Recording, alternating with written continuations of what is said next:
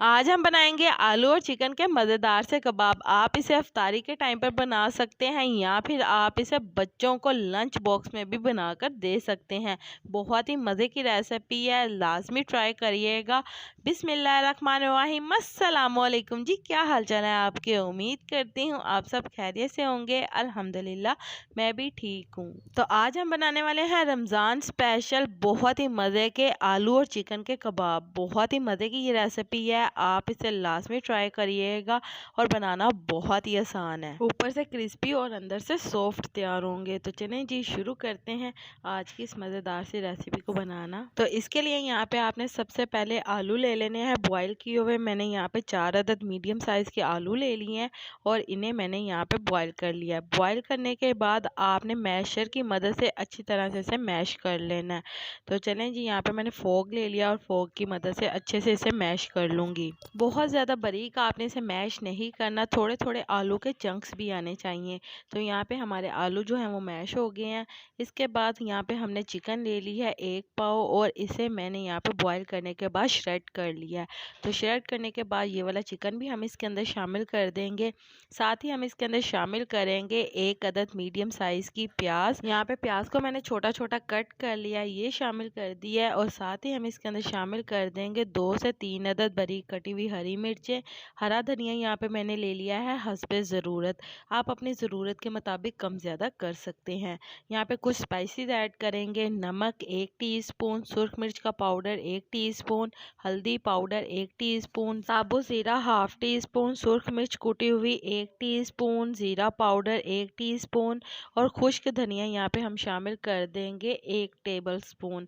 तो ये तमाम चीज़ें शामिल करने के बाद आपने इन तमाम चीज़ों को बहुत ही अच्छी तरह से मिक्स कर लेना है ताकि ये तमाम फ्लेवर अच्छे से इसके अंदर आ जाए। तो चलें जी अब हम इसकी टिक्कियाँ बना लेंगे। आपने थोड़ा थोड़ा पोर्शन ले लेना है और इसकी आपने टिक्की तैयार कर लेनी है।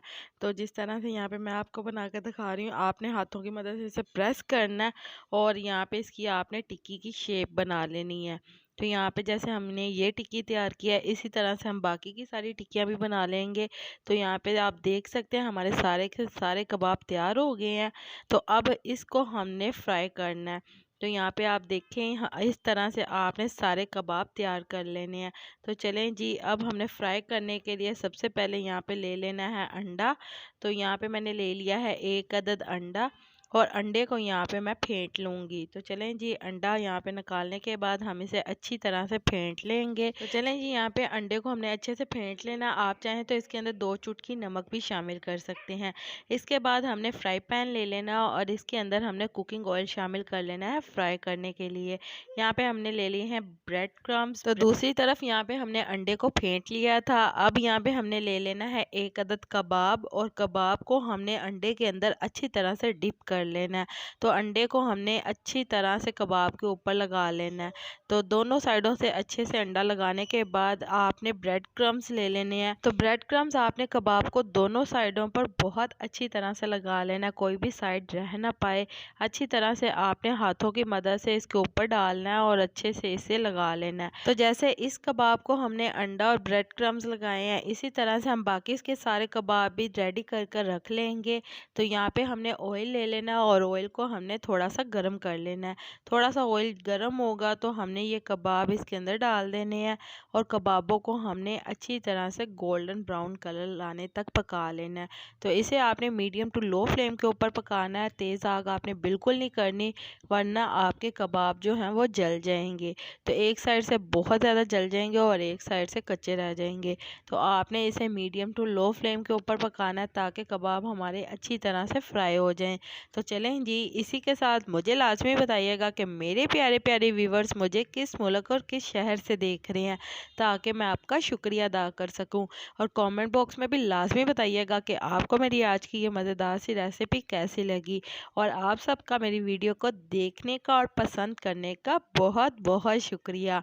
तो चलें जी, यहाँ पे आप देख सकते हैं कबाब हमारे एक तरफ से फ्राई हुए थे, तो हमने इसकी साइड चेंज कर कर इसे दूसरी साइड से भी पका लिया है। तो कबाबों के ऊपर बहुत ही प्यारा सा हल्का सा गोल्डन कलर आ गया, तो हमारे कबाब तैयार हो गए हैं। अब हम इसे निकाल लेंगे। तो ऊपर से बहुत ही क्रिस्पी और अंदर से बहुत ही जूसी और नरम हमारे कबाब तैयार हुए हैं। इस तरह से मज़ेदार से कबाब अब आप रमज़ान शरीफ में बनाएं और समोसे और पकौड़ों को भूल जाएं। बहुत ही मज़े के ये कबाब तैयार होंगे। आप इन्हें बच्चों को लंच बॉक्स में भी बनाकर दे सकते हैं। बहुत ही मज़े की ये रेसिपी है। इसके अलावा आप इसे टी टाइम पर भी बनाकर इंजॉय कर सकते हैं, या फिर आप इसे पुलाव के साथ भी बनाकर सर्व कर सकते हैं।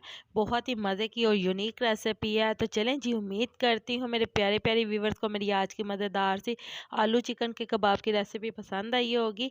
अगर पसंद आई है तो मेरी वीडियो को लाइक कर दें, और अगर आप मेरे चैनल पर नए हैं तो काइंडली मेरे चैनल को सब्सक्राइब कर लें, ताकि आने वाली तमाम वीडियो का नोटिफिकेशन आपको बर वक्त मिल सके। अल्लाह ताला आपको बहुत सारी खुशियाँ अता करे, आपके रिज़्क़ में ढेरों ढेर बरकत अता करे, आपको मक्कातुल मुकर्रमा और मदीनातुल मुनव्वरा की हाज़िरी नसीब करे। आमीन सुम्मा आमीन। तो इसी के साथ मुझे भी अपनी दुआओं में याद रखिएगा। मिलती हूँ आपसे एक और मज़ेदार रेसिपी के साथ एक और नई वीडियो में। तब तक के लिए मुझे दीजिए इजाज़त।